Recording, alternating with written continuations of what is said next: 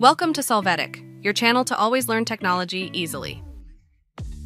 Below in the description, you will find useful links we used in this video.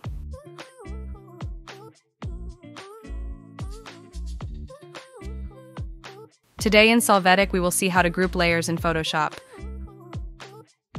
We start by entering Photoshop. Now we are going to select the layers that we want to group, and to do this, we can hold down the Control key and click on the layers.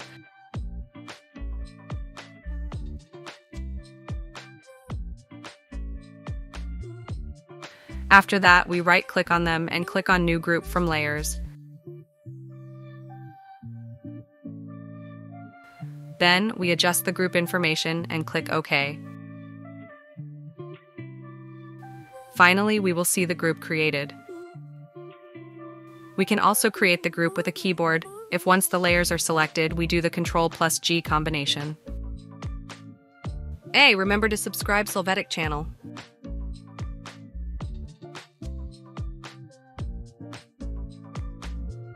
We hope it has been helpful for you. Here are links to watch more videos of your interest and subscribe to the Solvetic channel. Thank you.